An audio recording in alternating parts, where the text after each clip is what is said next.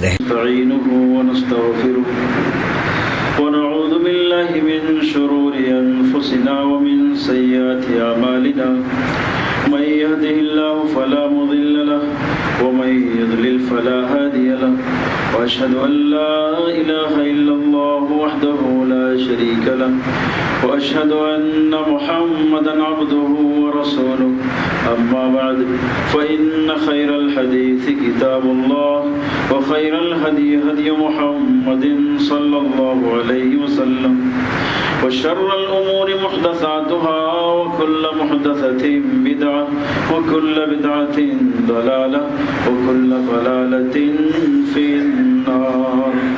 أعوذ بالله السميع العليم من الشيطان الرجيم.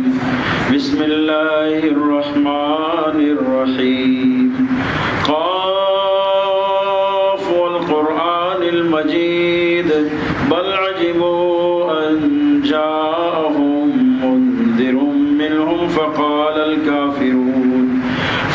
الكافرون هذا شيء عجيب أإذا متنا وكنا ترابا ذلك رجع بعيد قد علمنا ما تنقص الأرض منهم وعندنا كتاب حفيظ بل كذبوا بالحق لما جاءهم فهم في أمر مريج أفلم ينظروا إلى السماء فوقهم كيف بنيناها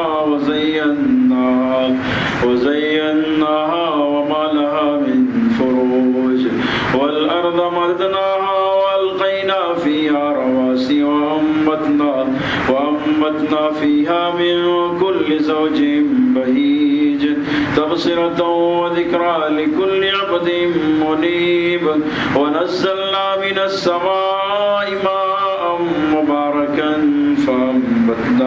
فأنبتنا به جنات وحب الحصيد والنخل باسقات لها طلع نضيد رزقا للعباد وأحيينا به بلدة ميتا كذلك الخروج كذبت قبلهم قوم نوح وأصحاب الرس وثمود وعاد وفرعون وإخوان لوط وأصحاب الأيكة وقوم تبع كل كذب الرسل فحق وعيد أفعينا بالخلق الأول بل هم في لبس من خلق جديد.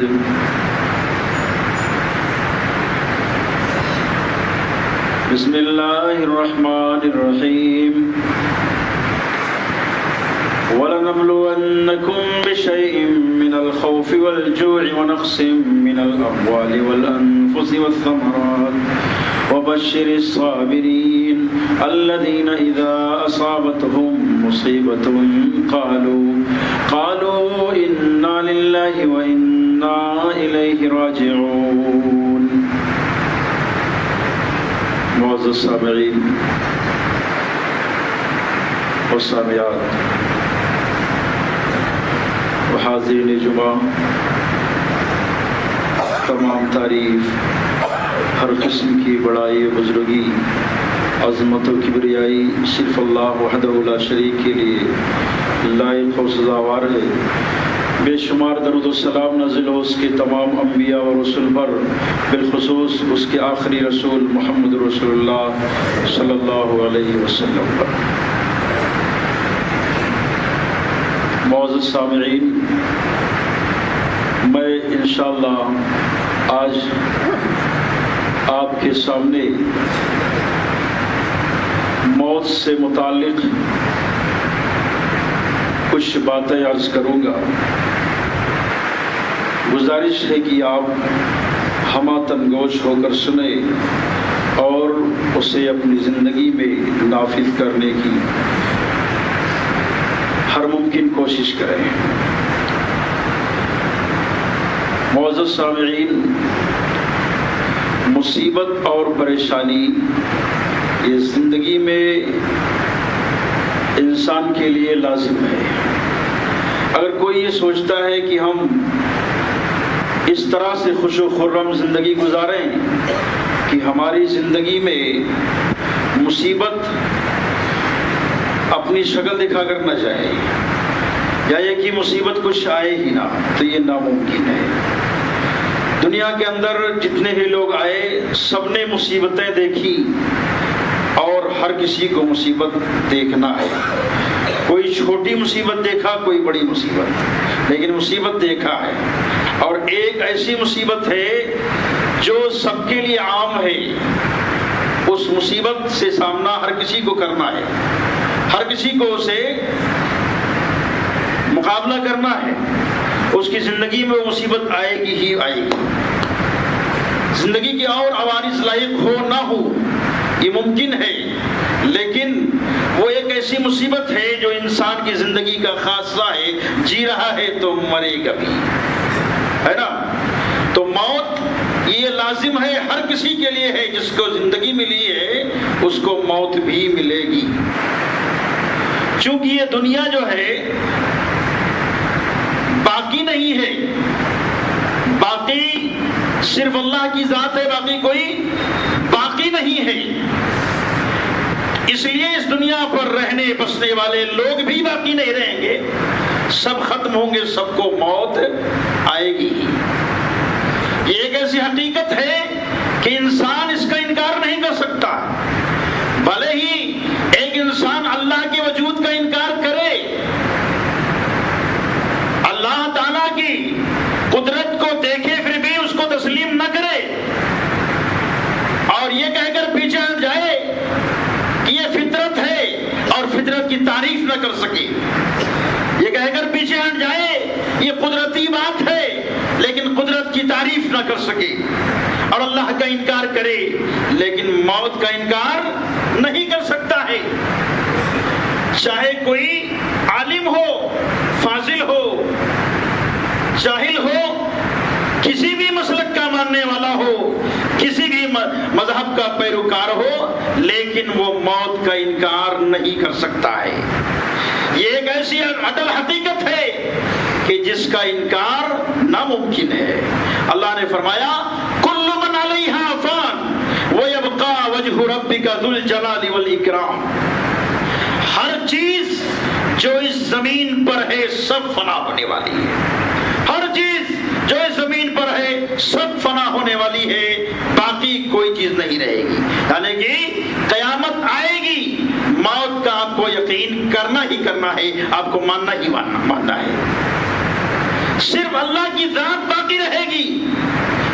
وَيَبْقَى وَجْهُ رَبِّكَ، تمہارے رب کا چہرہ مطلب اللہ کی ذات، رب کی ذات باقی رہے گی، باقی سب ختم ہو جائیں گے، سب ختم ہو جائیں گے۔ تو موت کا انکار کوئی نہیں کر سکتا ہے۔ مصیبتیں موت کے علاوہ جو ہے بہت ساری ہیں، اور ضروری نہیں ہے کہ ہر مصیبت کا سامنا ہر کوئی کرے، لیکن موت ایک ایسی مصیبت ہے جس کا سامنا ہر کسی کو کرنا ہی کرنا ہے، نہ چاہے کر بھی اسے موت کے منہ میں جانا ہے۔ تو کہا اللہ نے کل من علیہا فان ویبقى وجہ ربک ذو الجلال والاکرام۔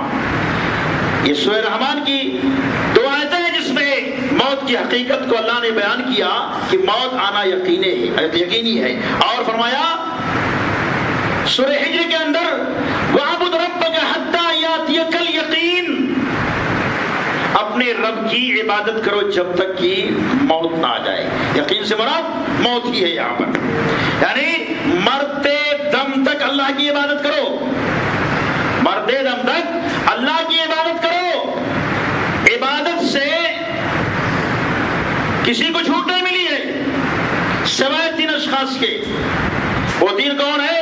ایک وہ جو ابھی بچہ ہے، ایک وہ جس کا دماغ صحیح نہیں ہے، اور ایک وہ جو سو رہا ہے جب تک کہ وہ بیدار نہ ہو جائے۔ تو اگر ہوش میں ہے انسان تو موت تک اس کو نماز پڑھنی ہے، اللہ کی عبادت کرنی ہے۔ میں نے ایسے بعض لوگوں سے ملاقات کیا کہ جو بستر مرگ پر ہیں، نماز نہیں پڑھ رہے تھے، اپنے خاص میں سے بھی بعض لوگ تھے۔ میں نے ان کو جب کہا عبادت کرو اللہ کی، تو کہہ دی اس حالت میں بھی اس حالت میں بھی کہ پیشاب پاخانے پر اپنا کنٹرول نہیں ہے، بستر پر ہو جاتا ہے، پیشاب کر دیتا ہوں تو بھی نماز پڑھنا ہے؟ میں نے کہا ہاں تب بھی پڑھنا ہے۔ بولے وہ کیسے پڑھوں؟ میں تو اٹھ بیٹھ نہیں سکتا، نہا نہیں سکتا۔ میں کہا اللہ تعالیٰ نے آپ کے لیے اس کا بدل رکھا ہے۔ اگر آپ نہا نہیں سکتے ہو، وضو نہیں کر سکتے ہو، دونوں کا بدل ایک ساتھ موجود ہے، پاک مٹی۔ کیا ہے؟ پاک مٹی، اور بہت آسان ہے۔ پاک مٹی بازو میں ایک حوالے پر رکھو، بس نماز کا وقت ہو بسم اللہ کہہ کر دونوں پنجے کو اس پہ مارو، زیادہ مٹی لگ جائے تو پھونک لو، اس کے بعد چہرے پر پھیر لو اور ہاتھوں کی دونوں ہتھیلیوں پر پھیر لو، بس آپ پاک ہو گئے۔ وہ غسل کا بھی بدل ہے اور وضو کا بھی بدل ہے۔ جو نواقض وضو ہے وہی نواقض تیمم بھی ہے۔ آپ کو نماز پڑھنا ہے، وہ اٹھ بیٹھ نہیں سکتے تو کیا کریں؟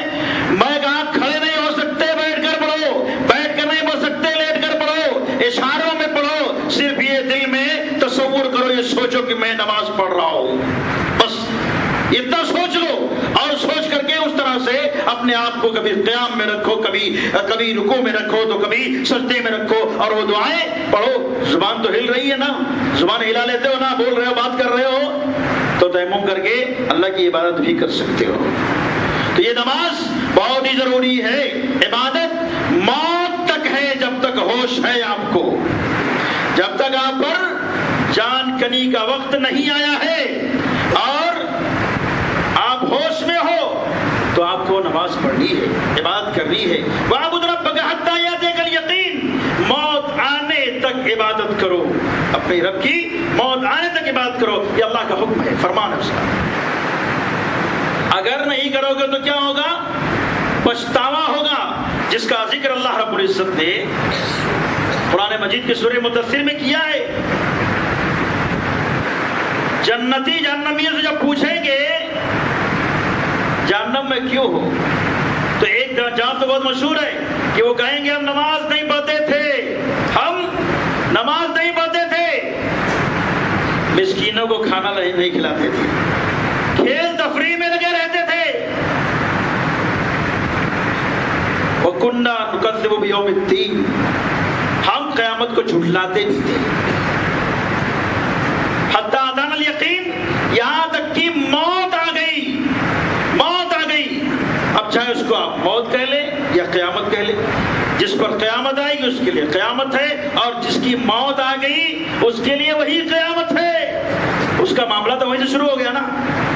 بارہ اپنے تقریروں میں علماء کے خطبوں میں سنا ہوگا کہ موت جب آتی ہے، نیک ہوتا ہے تو اس کے لیے اتنے فرشتے اتنی دور تک رہتے ہیں، ہے نا، اور خوشبو میں بسے رہتے ہیں، برا ہوتا ہے تو بڑی سختی کی جاتی ہے اور جان کو بڑی سختی سے نکالی جاتی ہے، اور سب فرشتے دور دور تک رہتے ہیں، لیکن وہ بڑے بدبودار حالت میں آتے ہیں، برے ہوتے ہیں، تو قبر میں ان کے لیے آگ کا بچھونا بچھایا جاتا ہے، نماز نہیں پڑھتا تھا، ازدحام مسلط کر دیا جاتا ہے، لیکن نیک ہے تو جنت کی کھڑکی کھولی جاتی ہے، اس کی ہوائیں ملتی ہے۔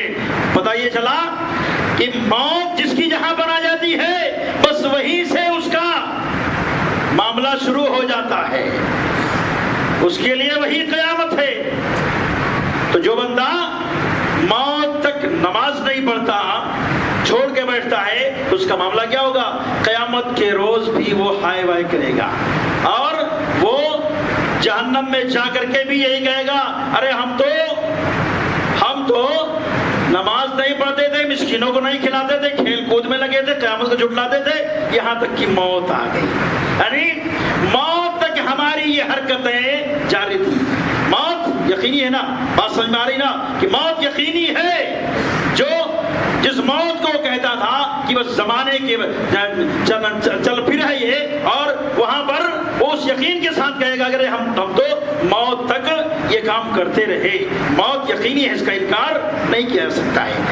لوگ کہتے ہیں یوں ہی دنیا چل رہی ہے، ایسے ہی پیدا ہو گئی، ایسے ہی پانی میں جنتو ہوئے، جنتو سے مینڈک ہوئے، مینڈک سے پوچھ والے ہو گئے، اس سے بھی ضرورت پڑی، ہاتھ پیر بڑھ گئے، تم کٹ گئی، سیدھے ہو گئے، کھڑے ہو گئے، بندر ہو گئے، تھوڑا جھک کر چلے اور آگے بڑھے، بال جھڑ گئے، انسان بن گئے، ہے نا، ایسا لوگ کہتے ہیں، لیکن وہ یہ نہیں کہتے کہ اس کی تخلیق کرنے والا بھی کوئی ہے، کوئی تخلیق کرنے والا ہے، کوئی اس کو پیدا کیا ہے۔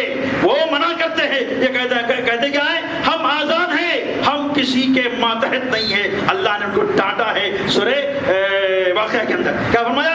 فلولا اذا بلغت الحلقوم وانتم حينئذ تنظرون ونحن اقرب اليه منكم ولكن لا تبصرون فلولا ان كنتم غير مدينين ترجعونها ان كنتم صادقين ترجعونها ان كنتم صادقين۔ کہا جب حلق میں آ کر کے روح پہنچ جاتی ہے اور تم موجود رہتے ہو، ایک مرنے والے کے پاس موجود رہتے ہو، اور میں اس سے تم سے زیادہ قریب ہوتا ہوں، تم مجھے دیکھتے نہیں ہو۔ اللہ نے کہا تم مجھے دیکھتے نہیں ہو، کہتے کیا ہو؟ ہم کسی کے ماتحت نہیں ہے۔ تو کہا اللہ نے فلولا ان کنتم غیر مدینین ترجعونها ان کنتم صادقین ترجعونها ان کنتم صادقین۔ کہا اگر تم کسی کے ماتحت نہیں ہو، یوں ہی آزاد ہو، ترجعونها ان کنتم صادقین، تو وہ روح جو نکل گئی ہے بدن سے، وہ روح جو نکل گئی ہے بدن سے، اسے ذرا واپس لا کے بتاؤ۔ کہا اسے ذرا واپس لا کے بتاؤ، اگر تم کسی کے ماتحت نہیں ہو۔ پتہ یہ چلا انسان کسی کے حکم سے جیتا ہے، کسی کے حکم سے جیتا ہے، اور جس کے حکم سے جیتا ہے اسی کے حکم سے مرے گا بھی۔ اس کا اپنا ایک فارمیلٹی ہے، جس طرح سے پورا کرنا ہے اسے پورا کرے گا، پروسیجر ہے اسے مکمل کرنا ہے کہ فرشتہ آئے گا، یہ کرے گا، وہ کرے گا۔ ابھی ہمارا موضوع ہے کہ یہاں پر ہم اس پر بحث کریں، کہ یہ ہے کہ اللہ رب العزت کے حکم سے ہی سب کچھ ہوتا ہے۔ آپ جانتے ہیں نا عیسیٰ علیہ السلام کا کلمہ کیا تھا؟ لا الہ الا اللہ عیسیٰ روح اللہ۔ کیا تھا؟ لا الہ الا اللہ عیسیٰ روح اللہ، اللہ کے سوا کوئی معبود نہیں، اور عیسیٰ علیہ السلام اللہ کی روح ہے۔ کیا ہے؟ روح ہے۔ اور سورہ مائدہ میں اللہ نے کہا عیسیٰ علیہ السلام اللہ کی روح اور اللہ کا کلمہ ہے۔ یہی وجہ ہے کہ جو اللہ کا روح یا اللہ کا کلمہ یا اللہ کا حکم لے کر جو چلتے تھے، جب وہ کسی کو کہتے تھے مر جا تو مر جاتا، جب کہتے جی جا تو جی جاتا، اس کا ہی معاملہ تھا، ہے نا، ان کا ہی معاملہ تھا۔ آپ کے واقعات ایسے ہیں نا کہ آپ نے بعض قبر والوں کو کہا نکلو، وہ اٹھ کر نکل گیا، جیسے نوح علیہ السلام کے بیٹے حام کے بارے میں آتا ہے، ان کو اٹھایا، انہوں نے کہا، ان سے پوچھا گیا تمہارے بال تو کالے تھے سفید کیسے ہو گئے؟ انہوں نے کہا خوف سے، قیامت کے خوف سے، قیامت کے خوف سے۔ بہرکیف کہنا مطلب یہ ہے کہ وہ روح ان کو ملی تھی، اللہ کا حکم ملا تھا، اللہ کا حکم ملا تھا، اسی حکم سے ہی لوگوں کو مارتے اور چلاتے تھے، ان کا اپنا کوئی حکم نہیں تھا، اللہ کی اذن سے، اللہ کے حکم سے، اور اسی کو روح اللہ نے کہا ہے۔ روح کہا ہے۔ یہودیوں نے جب سوال کیا تھا مشرکوں کے ذریعے محمد رسول اللہ صلی اللہ علیہ وسلم سے کہ پوچھو روح کا معاملہ کیا ہے، تو کیا جواب آیا تھا؟ کہا اللہ نے جواب دیا وَيَسْأَلُونَكَ عَنِ الرُّوحِ، لوگ روح کے بارے میں پوچھتے، قُلِ الرُّوحُ مِنْ أَمْرِ رَبِّي، آپ کہہ دیجئے روح میرے رب کا حکم ہے۔ کیا ہے؟ میرے رب کا حکم ہے۔ روح کی حقیقت کیا ہے؟ میرے رب کا حکم ہے۔ کوئی حکم کو پکڑنا چاہے کہاں سے پکڑ سکتا ہے؟ اللہ جب اس کو مجسم کرے گا تبھی اس کو پکڑ سکتے ہو نا، چاہے اس کو کانچ میں پیک کرو یا کوئی اور ذریعہ لاؤ اور پیک کرو روح کو بند کرنے کے لیے، بہرکیف نہیں پکڑ سکتے ہو، وہ تو اللہ کا حکم ہے۔ اور ایسی لطیف سے ہے اس حکم کو، وہ حکم کہ آپ کی رسائی وہاں تک نہیں ہو سکتی ہے۔ سائنسدانوں نے بڑی کوشش کیا انسان یا جانور کیسے جیتا ہے جاننے کے لیے، تو انہوں نے کیا پیش کیا؟ کہا انسان کے اندر کروڑوں سیلز ہیں۔ کیا ہے؟ سیلز ہیں، جس کو ہماری اردو زبان کیا بولیں گے؟ خلیات ہیں، بہت سارے خلیات ہیں، اور اسی خلیے سے انسان بنا ہے، اسی خلیے سے انسان بنا ہے۔ اب انہوں نے پتا کرنا شروع کیا کہ یہ خلیہ کیا چیز ہے، خلیہ کیا چیز ہے، تو انہوں نے پتا کیا خلیہ کے اندر دو لائن کروموزومز کی ہوتی ہے، دو جوڑے ہوتے ہیں وہ، اور ایک میں 23 جوڑے ہوتے ہیں کروموزومز کے، اسی سے انسان بنا ہے۔ مزید اور پتا کیا تو ان کو پتا لگا کسی کے ٹکڑوں میں جینز ہوتے ہیں، ہے نا، جینز ہوتے ہیں۔ کچھ اور پتا کیا، کہا اس کے اندر جا کر کے ڈی این اے اور آر این اے ہوتے ہیں، اسی سے زندگی چلتی ہے۔ مزید کچھ اور آگے گئے تو پتا لگا ڈی این اے ایک تیزاب ہے اور آر این اے بھی ایک تیزاب ہے۔ ڈی این اے کو آر این اے حکم دیتا ہے اور وہ جسم کی تخلیق کرتا ہے. اب RNA کو کون حکم دیتا ہے؟ اس کا بھی تو پتا کرنا چاہیے. یہاں پہ آگے روکے نا. ارے خلیات میں کروموزومس ہیں اور ان کے اندر جینس کے ٹکڑے ہیں اور ان کے اندر کیا ہے؟ ڈی این اے RNA ہے. ڈی این اے RNA ہے. اب ان ڈی این اے کو حکم دیتا ہے RNA. لیکن ڈی این اے جس کے اندر انسان کی ساری ہسٹری موجود ہوتی ہے وہ کیا چیز ہے؟ کہا وہ ایک تیزاب ہے. کہا وہ ایک تیزاب ہے. اب اس تیزاب کو دوسرا تیزاب حکم دیتا ہے. اس کی کیا حقیقت ہے آج تک پتہ نہیں کر پائے. اسی تیزاب پر اٹکے ہوئے ہیں. لیکن ہمارے مذہب نے، اسلام نے اس کو بڑے سرل انداز میں اس کی وضاحت کر دی. کہا یسألونک عن الروح، لوگ آپ سے روح کے بارے میں پوچھتے ہیں. کہو امر ربی قل الروح من امر ربی، کہو روح میرے رب کا حکم ہے. روح میرے رب کا حکم ہے. تو یہ حکم ربی ہے. آپ اسے چاہے ڈی این اے کی شکل میں دیکھو، چاہے RNA کی شکل میں دیکھو، یا تھوڑا پہلے سے خلیات دیکھو، یا انسان کا سموچا بدن دیکھو، کچھ بھی دیکھو، بہر کیف یہ کیا ہے؟ اللہ کے حکم سے جیوت ہے، زندہ ہے. جب حکم ملے گا مر جا تو مر جائے گا. اور کوئی نبی زندہ نہیں کرتے تھے. اللہ نے صرف عیسیٰ علیہ السلام کو روح اللہ کہا تھا. انہیں کا اپنا حکم عطا کیا تھا. وہی زندہ کرتے تھے اس دنیا کے اندر. کہ مٹی کی چڑیا بناتے، پھونکتے، وہ چڑیا اڑ جاتی. ابرص کو چھو لیتے، بیماری ختم ہو جاتی. جذامی کو چھو لیتے، کوڑ ختم ہو جاتی ہے نا. یہ کیوں ہوتا تھا ایسا؟ اللہ کا حکم تھا. اللہ کا حکم تھا. وہ سراپا حکم تھے اللہ کے. کیا تھے؟ سراپا حکم تھے. اللہ نے بنا باپ کے پیدا کیا تھا ان کو بنا باپ کے پیدا کیا تھا. کس سے؟ مریم سے. انہیں کے بارے میں ہے کہ مریم نے اپنی حفاظت کی. اللہ نے ان کے اندر پھونک دیا، یعنی اپنا حکم ڈال دیا اور وہ بچہ ہوا. حکم ہی وہ سراپا حکم دے اور کوئی حکم نہیں رہا. اب آدم کو دیکھو، آدم علیہ السلام کو دیکھو، ان کو حکم نہیں کیا. کہا اس لیے کہ ان کو گڑھا متھا گیا، بنایا گیا تھا نا. ان کو کیا گیا تھا؟ بنایا گیا تھا. مٹی کا بنایا گیا تھا، پتلا بنا تھا. پھر ان میں حکم ڈالا گیا اور اٹھ پڑے ہے نا. بدن کس سے بنا تھا ان کا؟ مٹی کا پہلے بنایا گیا. 4 عناصر سے انسان بنتا ہے. وہ 4 عناصر ملے اور ان کی تخلیق ہوئی. لیکن عیسیٰ علیہ السلام کا معاملہ سب سے الگ ہے. وہ حکم ہی سے سب کچھ ہوئے. سراپا حکم تھے. تو اب وہ کسی کو حکم دیتے کہ مر جا تو اسے پھر مرنا تھا. کوئی مرا ہے اسے کہتے اٹھ جا تو اسے اٹھنا تھا. تو یہ روح اللہ کا حکم ہے. حکم ہی سے سب کچھ ہوتا ہے. اب آپ یہ نہیں کہنا کہ انسان اس سے بنا اس سے بنا، یہ ہوا یہ حکم دیتا ہے تو وہ ہوتا ہے، یہ حکم دیتا ہے وہ ہوتا ہے. بس ہم یہ جانتے ہیں اللہ حکم دیتا ہے تو سب کچھ ہوتا ہے. اللہ حکم نہیں دے گا تو نہیں ہوگا. آج کل لوگ مرد سے مرد بنا رہے ہیں، عورت سے عورت بنا رہے ہیں. ان کے خلیات کو لے کر کے اس کی پرورش کر کے اور ٹیوب بیبی اور ٹیوب بابا بنا رہے ہیں ہے نا. وہ کیا ہوتا ہے؟ وہ بھی اللہ ہی کا حکم ہے. وہ خلیہ کہاں سے لائے؟ انسان کے بدن ہی سے نا. تمہاری کیا تخلیق ہے؟ اللہ نے تو چیلنج کیا انسان کو. انسان کچھ نہیں کر سکتا ہے، انسان کے بس میں کچھ نہیں ہے. بس ایک نقالی کر رہا ہے کہ ایسا کرنا چاہیے اور اس طرح سے وہ نقالی کر کے کسی چیز کو پروگرس کر رہا ہے. بس باقی کچھ نہیں ہے، یا کسی چیز کا مشاہدہ کر رہا ہے. تو موت یہ ایک یقینی امر ہے، اس کا انکار نہیں کیا جا سکتا ہے. یہ ایک ایسی مصیبت ہے کہ اس مصیبت سے ہر کسی کو سامنا کرنا ہے. کوئی اس کا انکار نہیں کر سکتا. جب موت کا وقت آئے گا تو کوئی اس سے آگے نہیں جا سکتا ہے. کوئی بھی اس سے آگے نہیں جا سکتا ہے.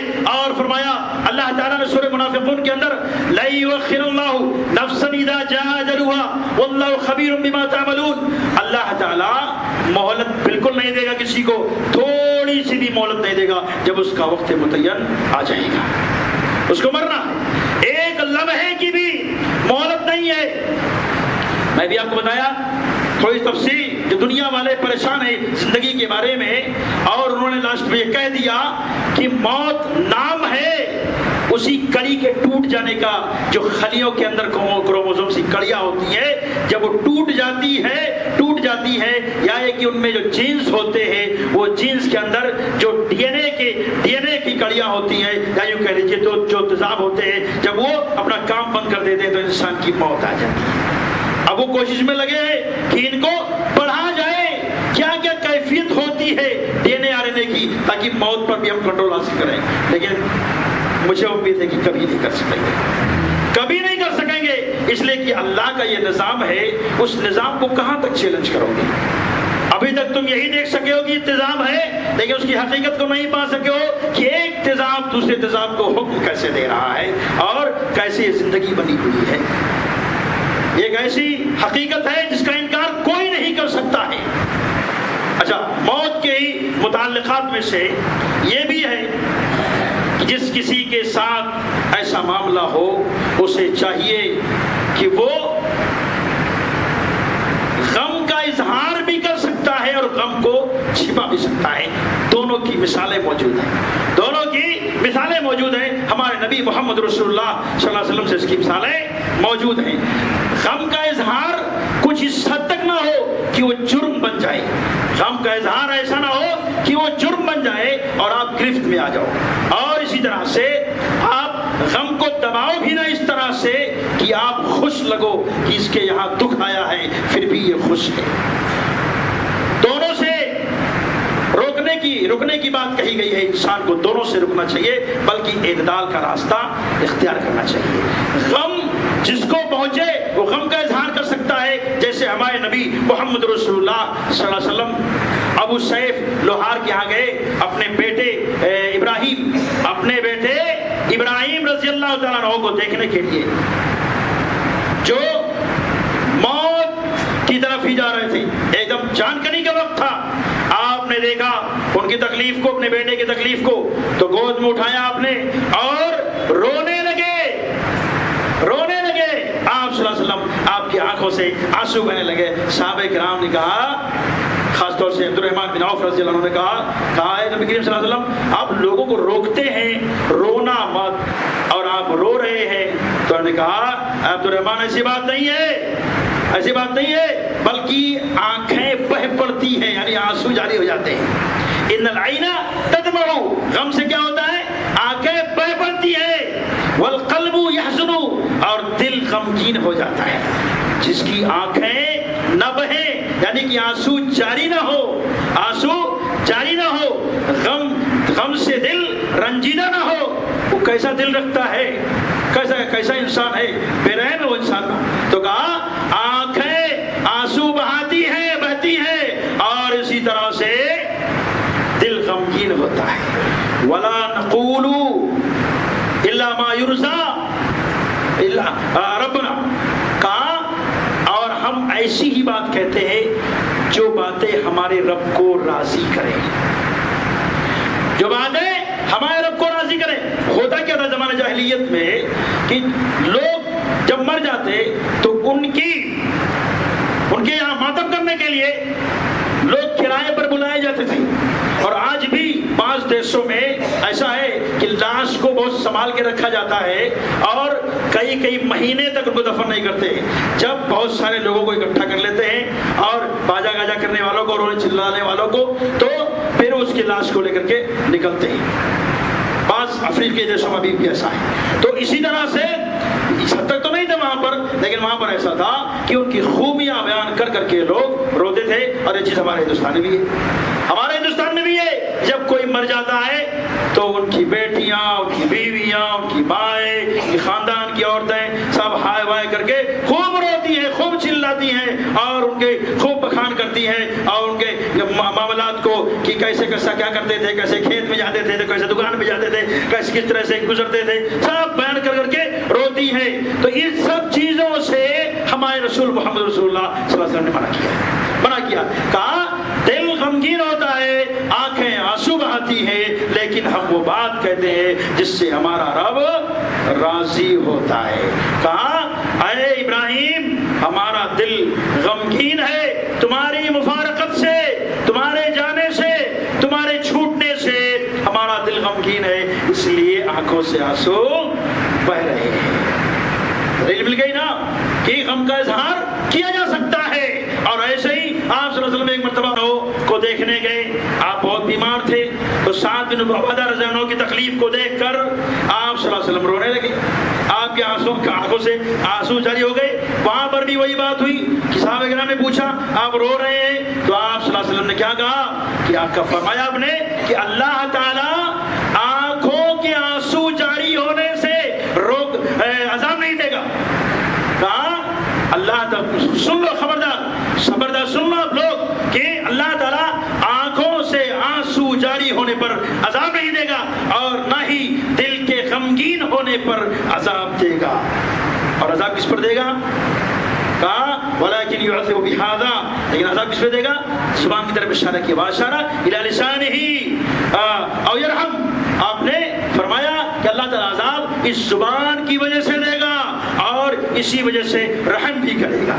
تو یہ موت کے متعلقات میں سے باتیں ہیں کہ آج ہمارے معاشرے میں یہ چیز پائی جاتی ہے کہ رونا دھونا خوب زور زور سے ہوتا ہے، چلانا ہوتا ہے، میت کو پکڑ پکڑ کے چلاتے ہیں لوگ، اور یہ بہت ہی بری بات ہے، اسلامی تعلیم کے منافی ہے یہ چیز۔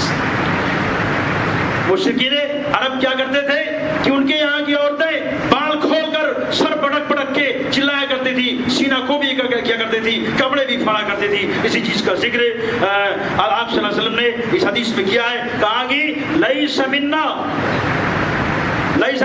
من شق الجیوب من ضرب الخدود وشق الجیوب، کہا کہ وہ آدمی ہمارے میں سے نہیں ہے، وہ شخص ہماری جماعت سے نہیں ہے کہ جو آدمی اپنے چہرے پر چاٹا مارے اور جو آدمی اپنے گریبان کو پھاڑے، ودعا بدعوى الجاہلیہ، اور جاہلیت کی پکار پکارے۔ یہ جاہلیت کی پکار ہے نا کہ انسان ان کے معاملات کو بیان کر کر کے خوب روئے، خوب چلائے اور کھانا پانی سب کچھ بند کر دے، بڑی تکلیفوں میں گزارے۔ جبکہ ہونا یہ چاہیے کہ انسان اسلامی تعلیمات کو مد نظر رکھے اور اس کے مطابق سارے معاملات کو سلجھائے، دکھ پہنچائے تو بھی اسی حد میں رہے جو حد بندی اللہ اس کے رسول نے ہمارے لیے کر دی ہے۔ خوشی ہے تو خوشی میں اترائے نہیں، بلکہ اس کی بھی حد بندی ہے، اسی کی حد میں رہے، یہ انسان کے لیے بہت ہی ضروری ہے۔ ایک مسلمان کے لیے یہ زیب نہیں دیتا ہے کہ وہ روئے اور چلائے، اس لیے کہ موت ایک مسلمان کے لیے ویسی نہیں ہے جیسی موت کافر کے لیے ہوا کرتی ہے۔ اس کی مثال آپ کو جاننا ہے، ذرا دیکھیے، واقعہ میں آپ کو بیان کرتا ہوں خنسا رضی اللہ تعالیٰ عنہ کا، جو ایک بہت بڑی شاعرہ تھی، مرثیہ گو تھی، اور اوکاز کے بازار میں جب ان کا اسٹیج لگتا تھا تو اس پہ لکھا رہتا تھا افضل عرب کی سب سے بڑی مرثیہ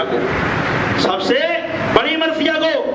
زمانہ جاہلیت میں جب ان کے بھائی کو قتل کر دیا گیا معاویہ کو، تو انہوں نے اس کا بہت غم منایا، بہت مرثیہ کہا، اور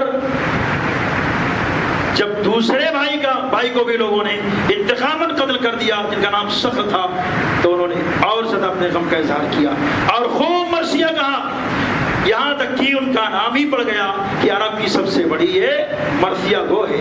لیکن وہی عورت جو حالت کفر میں ایسا کام کی تھی کہ مرثیہ گو بن گئی اور اپنے بھائی کا غم بیان کرتی پھرتی اپنے اشعار میں، وہی عورت جب مسلمان ہوتی ہے تو کیا کرتی ہے؟ غزوے جنگ قادسیہ، حضرت عمر رضی اللہ کے دور میں جنگ قادسیہ میں وہی عورت جس نے اپنے دو بھائیوں کی غم میں اپنے آپ کو سب سے بڑا مرثیہ گو ثابت کیا تھا، وہی عورت جب اپنے بیٹوں کو جنگ میں بھیجتی ہے تو انہیں یہ کہتی ہے کہ بیٹے جاؤ، میں نے تمہارے ماموں سے خیانت نہیں کی ہے، یعنی تم اپنے آپ میں صحیح النسب ہو، اور صحیح النسب جو ہوتے ہیں وہ پیچھے نہیں ہٹتے، جی جان سے لڑنا، یہاں تک کہ وہ اپنی ماں کی نصیحت پر عمل کرتے ہیں۔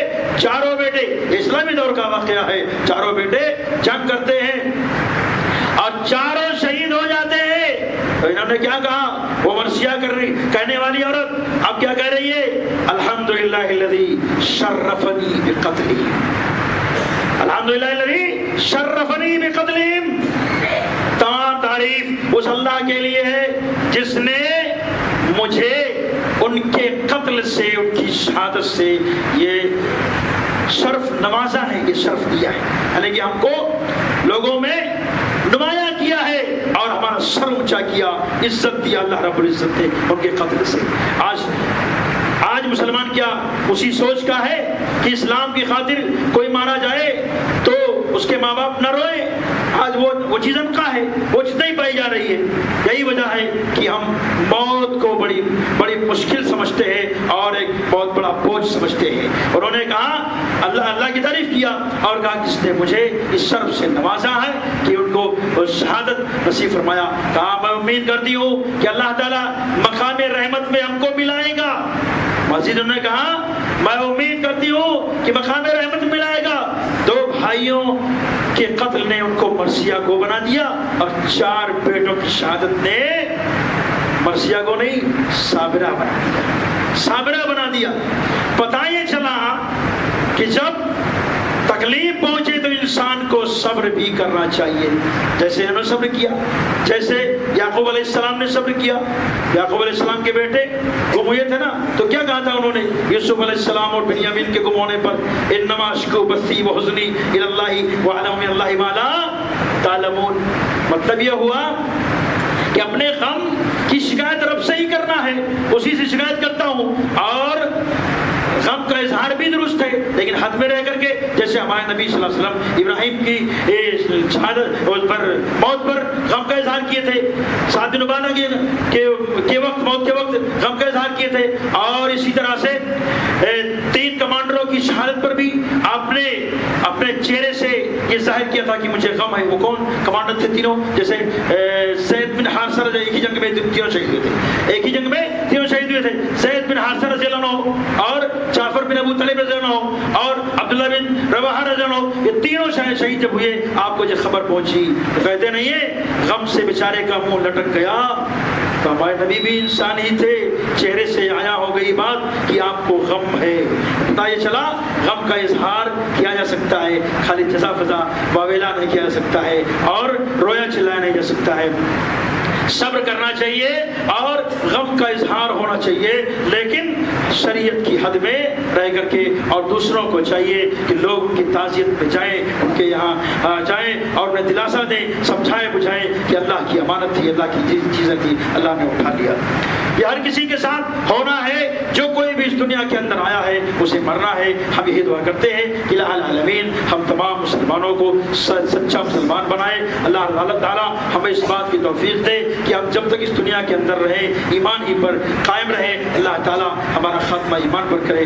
آمین۔ واخر دعوانا الحمدللہ۔